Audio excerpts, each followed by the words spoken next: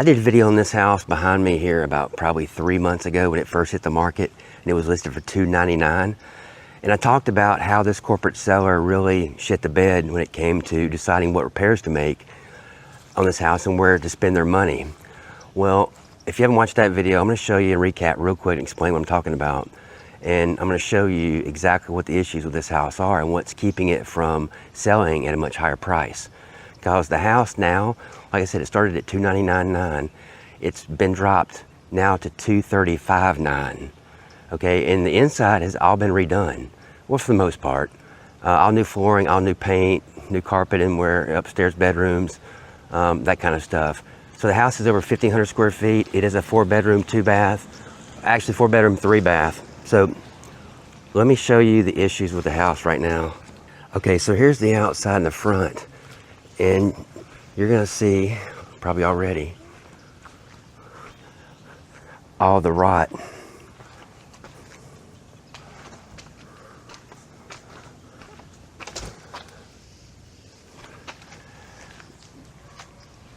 And it's basically on 3 sides of the house, both sides in the front.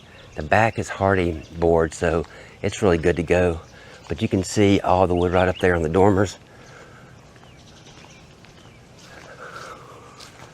All over this side. I mean, look right here. All this.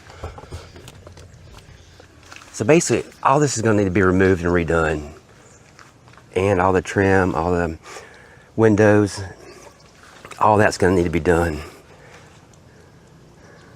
Because even as good as condition of the house is on the inside, this stuff right here is causing problems. Because this is going to be flagged by any appraiser. You can see, look at that window up there. And this one. All this right here is rot. So this not being fixed is causing the seller problems with qualified buyers, and they have to keep reducing the price. But they spent money, and I don't know how much they spent, but I'd probably say at least $20K on the inside of the property, doing all the paint and all the flooring and everything else they did on the inside. So I do know the roof is not all that old. I think it maybe is 9 years old. There's a permit for it. See, there's more rot right there. AC is in great shape because it does blow very cold air inside. It's got a nice little flat backyard. And like I said, the back of the house is all hardy plank. So that's all good to go. I mean, it just needs to be pressure washed. Probably don't even need to paint it. I mean, you could paint it, but there's a couple pieces that maybe need to be replaced, but that cement boarding, and that doesn't get termites and doesn't rot. I love it. Actually, it's a great product. But the roof is a architectural dimensional shingle roof. It's good to go.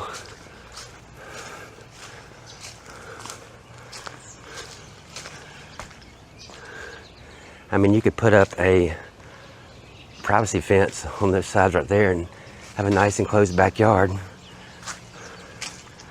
Okay, so here's the utility room. It's got a newer electric hot water heater with a water softener. Comes with a little fridge, and that is cold. All your electricals, all circuit breakers, all copper, of course. I think this house was built in '85, if I'm not mistaken. I could be, but I think it's built in '85. Okay, so this is entering the back door, but you've got your living room area. You've got a nice little tiled utility room with a bath, half bath. You got a commode and sink for guests, which is nice. I can tell you if those washer and dryers work, but they come with the house and they look pretty new. So just a bonus. So you got a wood burning fireplace, brick fireplace. And like I said, all this floor in here is brand new. The kitchen sits in the front of the house, which I kind of like. It's very airy in here and lots of light, but you got stainless steel appliances.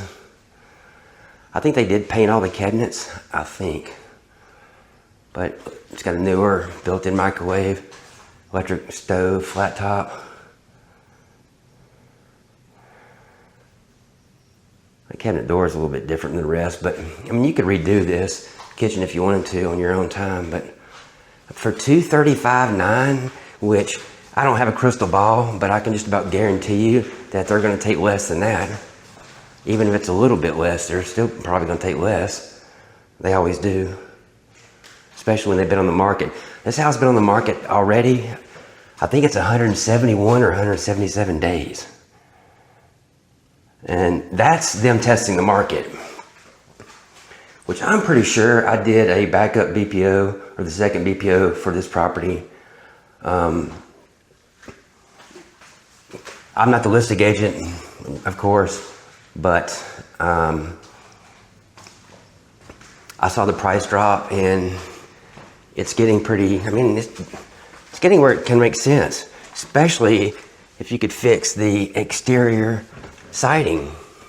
If all that was new, this house would already sell. And it was listed for $299 to start, $300K. Now it's down $65,000 and they've done all this work on the inside. So for a rental, it's getting really close to being a good deal. But you know, honestly, if you could buy it much cheaper than this, I mean, and you had a good contact or had a good way to get the siding done as cheap as possible.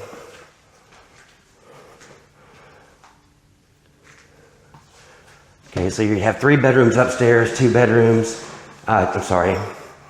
you have 2 baths downstairs with a master, and you have 3 bedrooms. One of them has new carpet in it, this one.